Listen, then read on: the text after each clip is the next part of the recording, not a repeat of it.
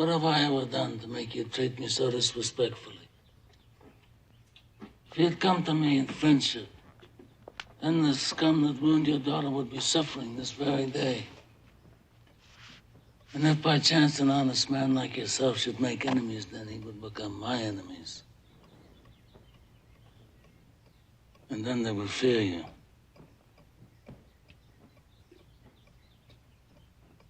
Be my friend?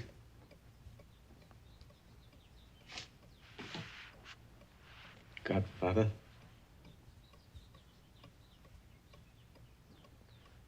Good.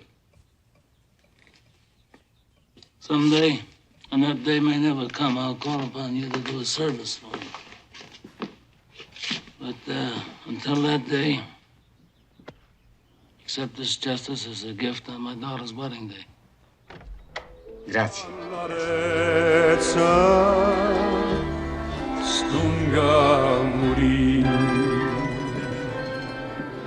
That's my family, Kay. It's not me.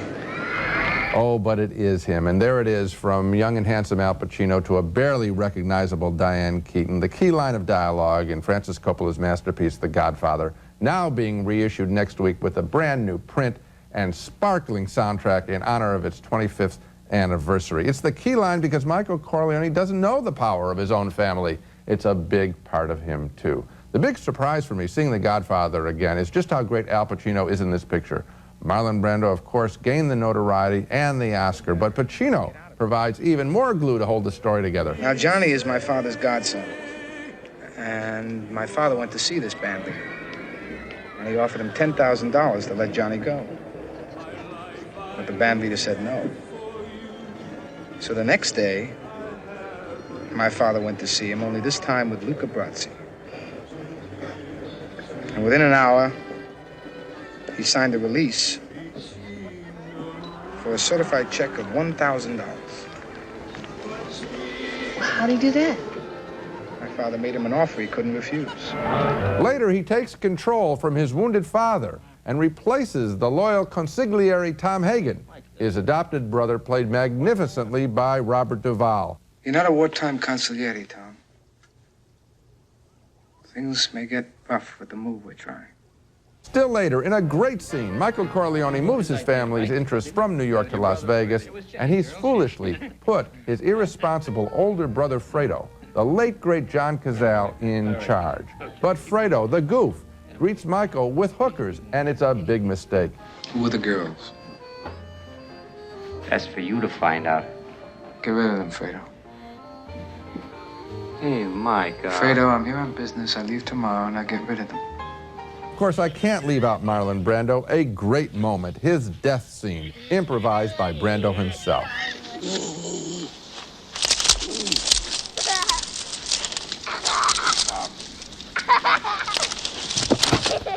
The Godfather is glorious drama, high art, and high entertainment, from Gordon Willis's magnificent interior camera work to the perfectly oily performance of the sleazy Mo Green by Alex Rocco, to the unexpected trip to Sicily, where Michael hides out. They got the money to shoot that sequence. We never saw anything like that in a mob picture before. The Godfather is about how justice denied soon becomes justice subverted. That's how the film is opening, with the baker's appeal to the Don. I could talk for hours about the film, but, you know, it's Roger's show, too. You know it's excellent. It's worth another look on the big screen. No new footage, but a beautiful, pristine print available nationwide next Friday. You know, looking at the film again, and I agree, of course, with everything you've said, I realized how it works, because oddly enough, in this movie, The Godfather represents good, and the Godfather theme is sad because people didn't listen to The Godfather. If they'd only listened to Don Vito, we could have saved all this trouble and all these dead bodies. And the reason they get away with that, it's so brilliant in this story by Mario Puzo and Francis Ford Coppola, it's a sealed system.